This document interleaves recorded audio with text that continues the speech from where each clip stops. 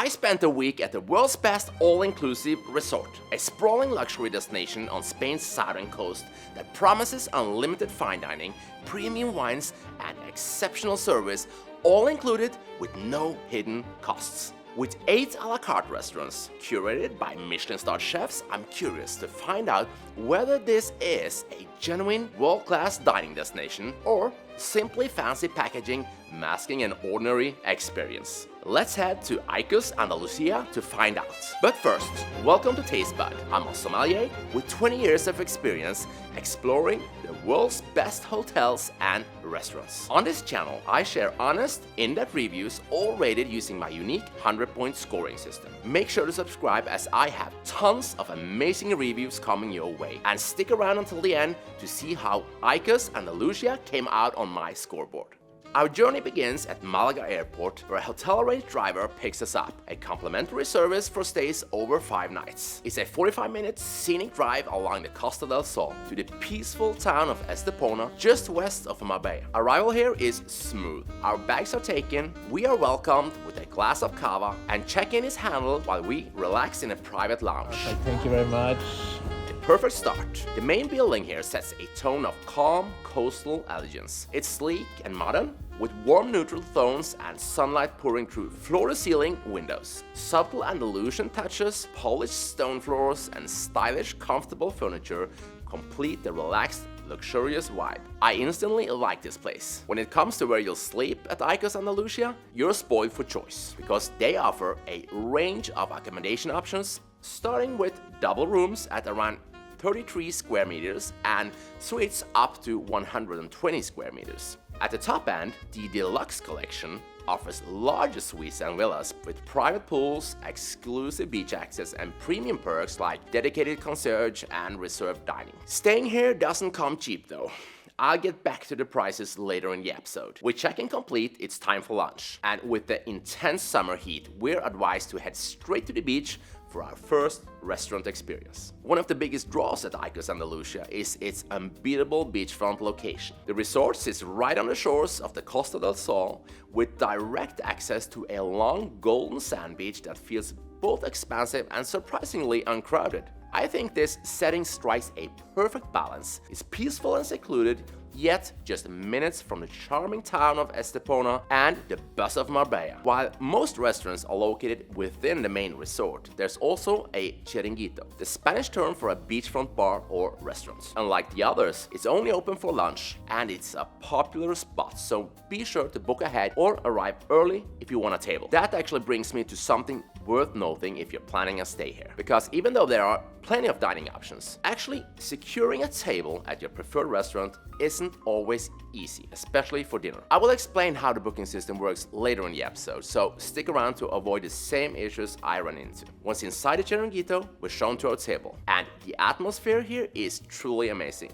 It's easy to see why this beachfront spot is a favorite for lunch. The menu is classic Spanish: tapas, paellas, grilled meats, and lots of fresh seafood. Overall, the food is solid. A couple of the grilled fish dishes were overcooked, but the beautiful location in itself kept us coming back.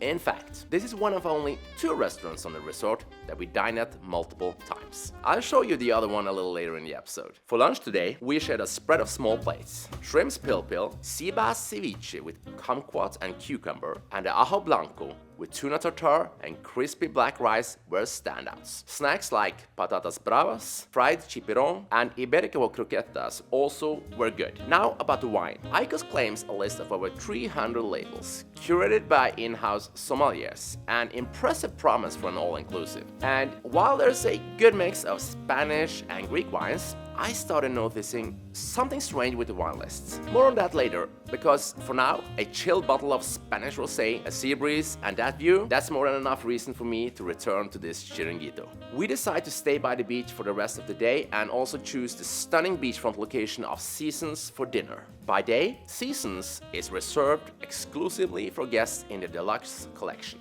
Ikos' premium tier of suites that comes with added perks like private check-in lounge, dedicated concierge, a reserved beach area, and access to exclusive spaces like the deluxe pool and this restaurant. At lunch and breakfast, Season offers a refined, relaxed atmosphere with ocean views and elevated service for their VIP guests. But in the evening, it opens to all guests. But here's the thing, make sure to reserve well ahead, as this is one of the smaller restaurants with high demand. Before dinner, we head to the main bar, located in the heart of the resort with a stunning terrace overlooking the Mediterranean. The cocktail menu here is surprisingly extensive for an all-inclusive. Premium spirits, fresh ingredients, and a few regional signature drinks. There's also a solid range of mocktails and beers. Wines, on the other hand, not so much. The only option here are basic red and white kept on the counter, often served too warm in my opinion. To reach Seasons, we exit through the gate by the main bar and then follow the beach walk into the deluxe area where the restaurant is located. Guests can choose between the lively ground floor with live music or the quieter upstairs terrace with stunning Mediterranean views. We opt for the upper deck and are warmly welcomed and escorted to our table by the professional staff. Curious about the service at Ikos Andalusia?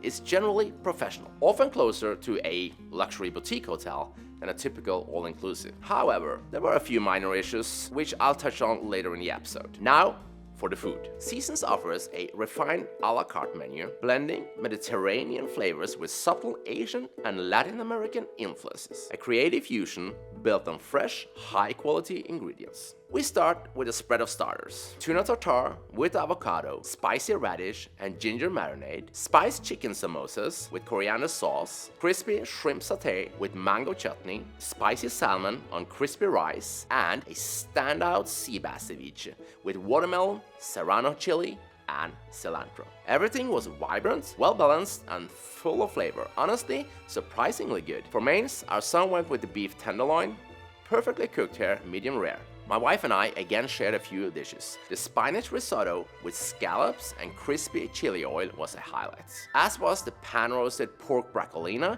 with kimchi and corn cream. The sesame-crusted salmon was the only miss. It was overcooked, and the miso-yuzu broth didn't quite work with the tomatoes and corn in my opinion. Still, we had a great evening here. The views from the upper terrace are hard to beat, and we were even served a bottle of white burgundy. Not on the list, but happily arranged by the staff.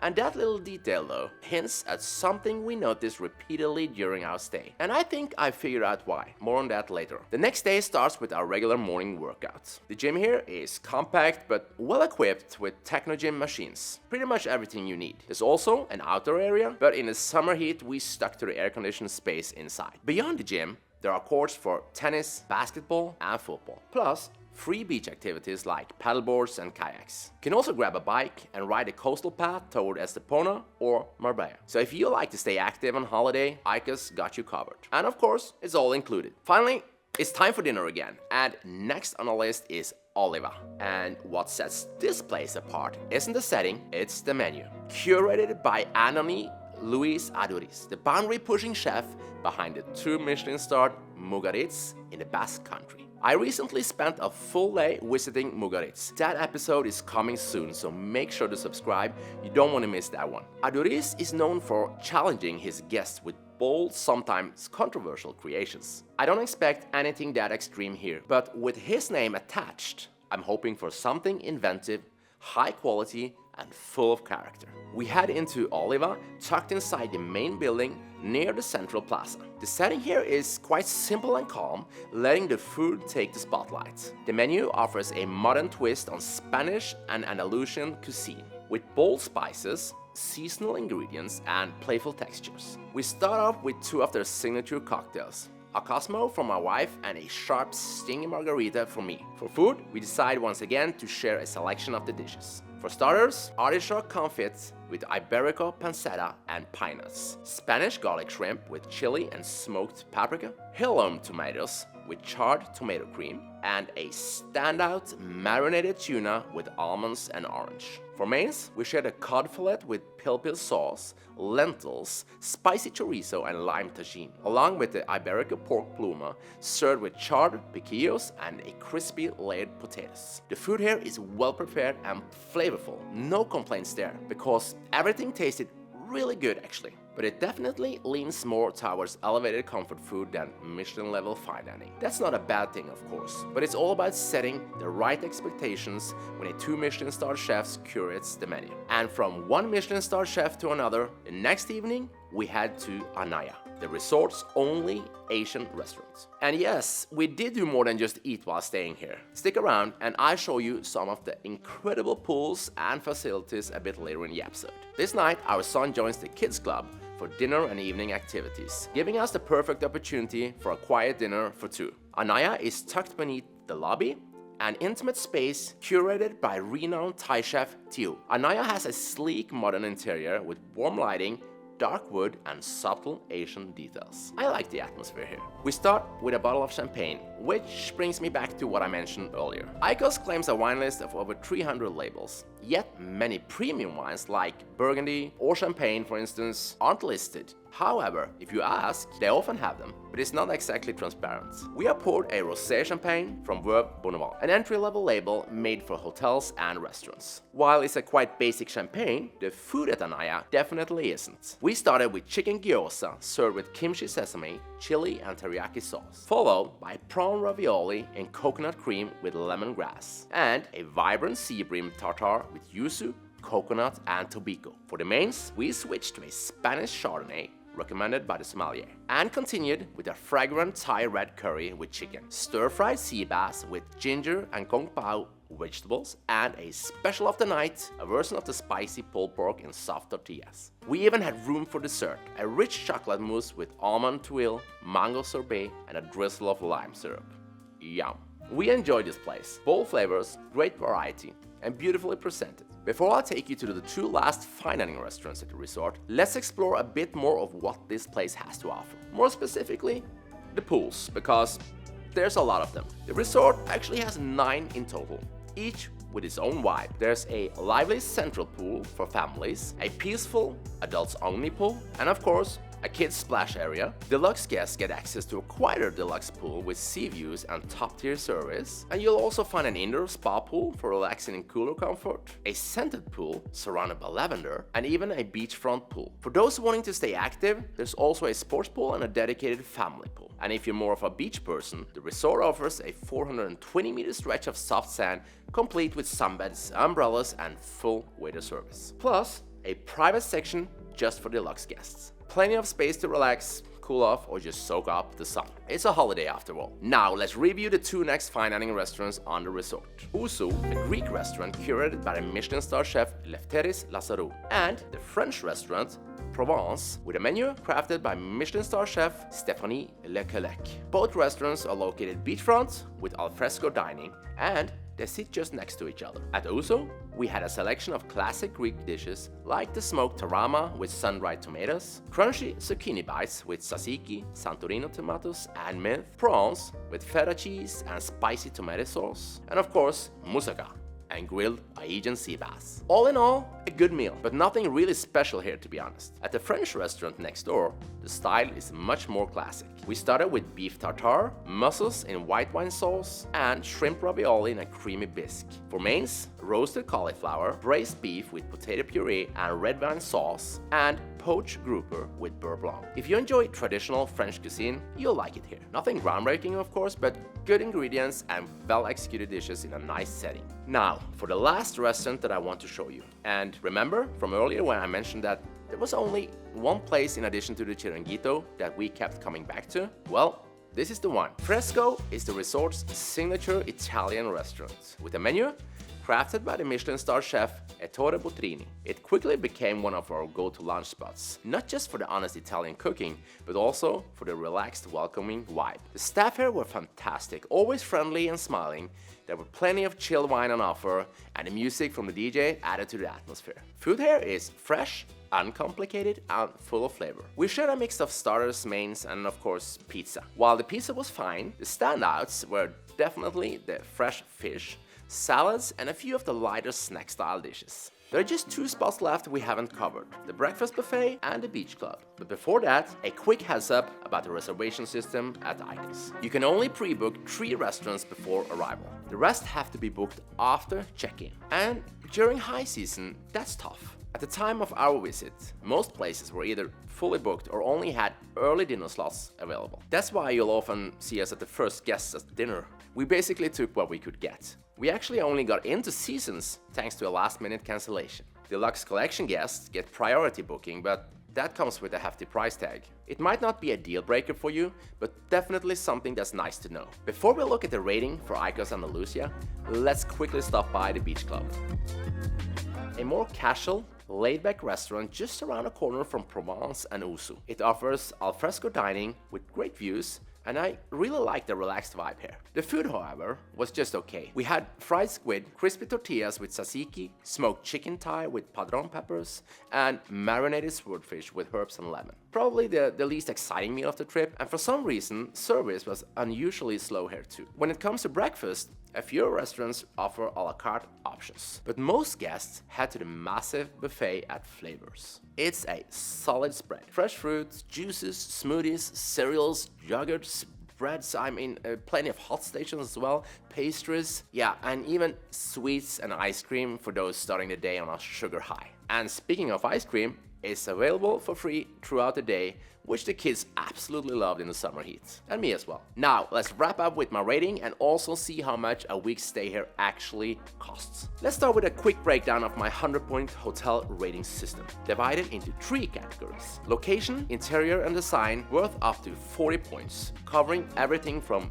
views and layout to room quality and architecture. Then we have service and guest experience, worth up to 30 points, including staff, cleanliness and overall comfort. The last one is food and beverages, also 30 points, based on restaurant quality, variety, wine and cocktails. Once the score is set, I factor in the price to give a final verdict based on value for money, comparable 5-star hotels. So, let's have a look at how Ikos Andalusia comes out on my scoreboard. For the location, interior and design, is obviously a high score. While it's hard to beat such a beachfront location, also the layout and design of the resort is very well thought out. Rooms though are alright, but not spectacular in my opinion. We had the entry-level room, so of course space and standard is obviously better if you spend more. All in all, this category comes in at 35 out of 40 points. Service and guest experience was a bit of a mixed bag, to be honest. Check-in was smooth and professional, but throughout the stay, the service didn't quite meet expectations. Small issues like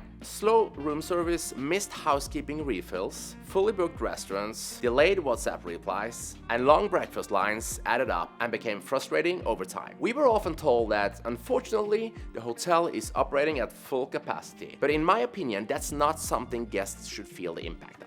As a future guest, keep in mind that this is a large resort with over 1,000 guests during peak season, and that puts real pressure on everything.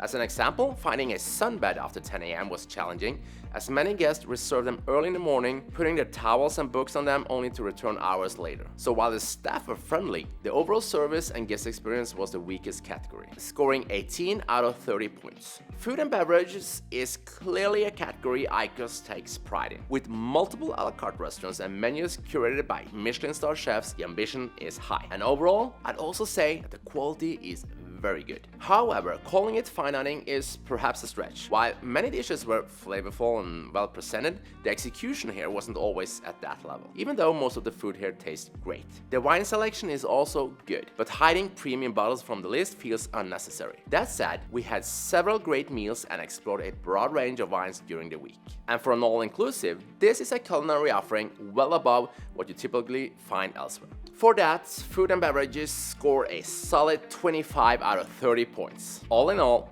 Ikos Andalusia scores 78 out of 100 before factoring in price and value for money. During high season, rates for a week here start somewhere around 8,000 to 9,000 for a standard room and can go up to 45,000 euros for larger suites. It's a high price tag, but when compared to other 5-star beach resorts like the Four Seasons Aster Palace in Greece, which I'll have a review coming up in a few weeks, the rates are actually on par or slightly lower for entry-level rooms. And while dining at a place like Four Seasons is excellent, it's also an extra cost. So are the wines, making Ikos all-inclusive model a much better deal overall. In my value for money category, I adjust the score by up to 10 points, either upwards or downwards. For Ikos Andalusia, I'm adding 6 bonus points, bringing the final score to 84 out of 100. I'd love to hear your thoughts on Ikos Andalusia. Let me know in the comments below. And if you enjoyed this review or have suggestions for how I can make the next one even better, I'm all ears. If you're curious how my restaurant reviews compare to these hotel breakdowns, check out this video next. I'll see you there.